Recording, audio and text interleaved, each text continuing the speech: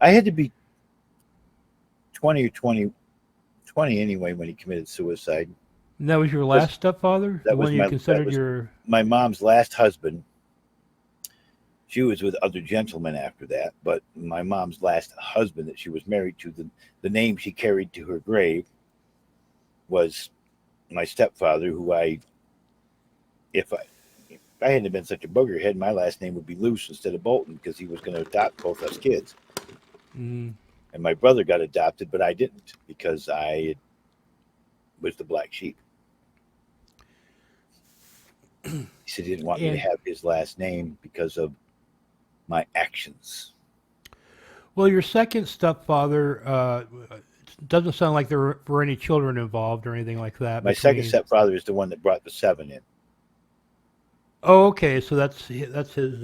My stepfather before him had two kids, so there was the four of us. And so we bought the house in Litchfield that we lived in,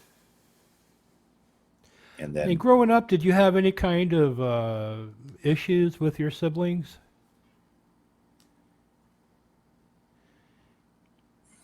mm, there was always childhood jealousies, you know, because him being their real father, not my real father, they'd like to rub that. That's our dad's, not yours. Your mom just kind of, whatever. Yeah. It, it's a long time ago, man. Jeez. I was born in 1960, so we're talking about stuff that happened in the 70s and early 80s. Right. And how were you in school at this time, growing up? I guess all through school.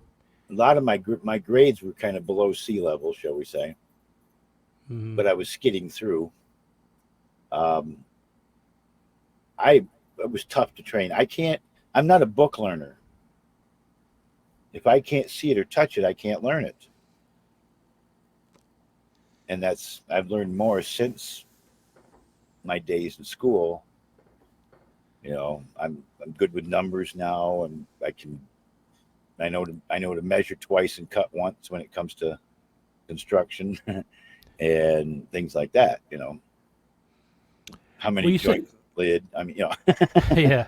Well, you say you were the black sheep. Was that due to problems you were having at school, or was there other issues happening? I like to shop without money. Do a lot of Okay, five finger discount. so a lot of like teenage shoplifting activities, that kind of thing. Oh, I took it to a whole new level. I thought I was pretty smart. When I finally got caught, it's for doing something stupid. But I took a whole bunch more stuff before I got caught. What kind of what level are we talking here? Like, what kind of things would you shoplift? Things that other kids wanted. That back then cassette tapes and candy and pins and notebooks and things like that. And would you I take still them want to. for your own personal use, or would you sell those? I used to just give them away most of the time. Oh, just give them away. Just the thrill of getting away with it. Oh, I had so a you big had. I had a big book that I used to carry with me. I carried my school books. I was a kid. I carried my school books, and I had a big like dictionary book that I had hollowed it out. Glued the pages and cut out the center and made a hollow book.